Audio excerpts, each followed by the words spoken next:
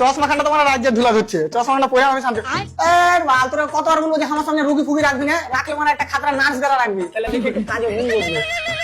কাজের টাইমে আমরা ফোনের অবস্থা। Hello, doctor Ramarul speaking. ডাক্তার সাহেব আমার রাতের বেলায় ঘুম হয় না ও বলছি যে আমিও রাতে ফাঁকা থাকি, তো তো বলতে চলে তাহলে আমার কাছে রাতে শুধবি তো। আবে তোর কপালে কিল দিব। আর আমার কোনো কাজে লাগবে না। ডাক্তার বাবু আমার বেটা वाह क्या एक्टिंग कर रहा है। খুবই দুঃখের সাথে বলতে হয়েছে যে তোমার ছেলেকে আমি বাঁচাতে পারিনি। ওরে আমার বেটা রে, আমি জানি আমার বেটা শেষ নিঃশ্বাস পর্যন্ত লড়াই করেছে। শেষ নিঃশ্বাসের কথা তো বলতে পারবো না, কিন্তু যখন ওকে ভর্তি করতে নিয়ে আসে তখন ওর সাথে আমার আবার মুখ ফাটাফাটি লেগে গেছিল।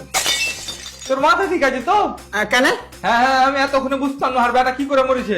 পাগল নাকি বে? আমি তোর বেটার মুখ দিয়ে রক্ত উঠছিল। তারপর তারপর বলা কি হবে, আমি যে রক্ত গলা বাদ হবে তার থেকে 2-3 প্যাকেট ভরে নিয়েছি আলাদা করে। তারপর থেকে তোমার বেটা আর কথাবার্তা বলে না, মানে তুমি তো পড়ে আছি। ডাক্তার তুই মনে রাখিস কি? আমি তো ডিগ্রি খেয়ে নেবো। এটা তুই কোনোদিনই পারবি না। এরা তুই বহুত বড় গুন্ডা নাকি? হ্যাঁ, আমার ডিগ্রি তো মনে হয় দূরে খাইলেছে।